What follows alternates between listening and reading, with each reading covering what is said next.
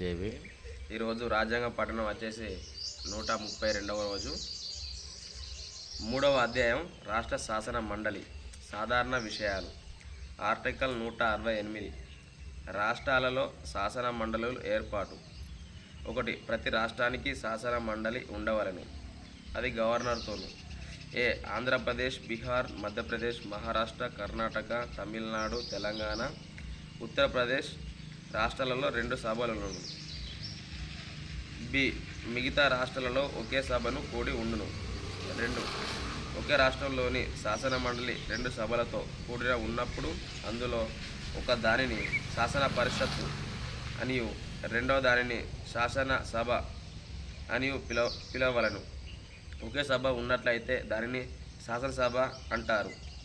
Article 169 రాష్ట్రాలలో శాసన పరిషత్తును రద్దు చేయుట లేదా ఏర్పరచుట. 168వ ఆర్టికల్లో ఏమి ఉన్నప్పటికీ పార్లమెంటు శాసనం చేయు ద్వారా శాసన పరిషత్తు ఉన్న రాష్ట్రాలలో అట్టి పరిస్థితులను రద్దు చేయవచ్చును. అట్టి పరిస్థితి లేని రాష్ట్రాలలో అట్టి పరిషత్తును ఏర్పరవచ్చును.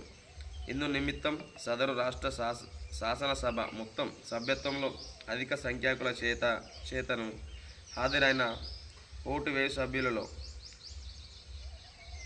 3/2 తక్కువ కాని సభ్యులచే తీర్మానం ఆమోదింపజేసి ఉండవలను.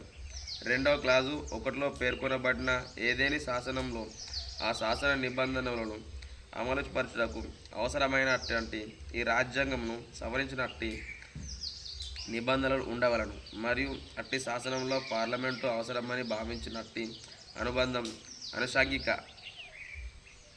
పరిమాణిక నిబంధనలు కూడి చేర్చవచ్చును. 3. పై పేర్కొన్నట్టి ఏదేని శాసనం 368 ఆర్టికల్ ప్రయోజనముల నిమిత్తం రాజ్యాంగ సవరణగా పరిగణించరాదు. జై భీమ్. జై భీమ్. జై భీమ్. జై భీమ్. అంబేద్కర్ ఆలోచన విధానం వర్ధిల్లాలి. అంబేద్కర్ ఆలోచన విధానం వర్ధిల్లాలి. అంబేద్కర్ బాటలో నడుద్దాం. అంబేద్కర్ బాటలో నడుద్దాం. భారత రాజ్యాంగం. వర్ధిల్లాలి. భారత రాజ్యాంగం. జై భీమ్.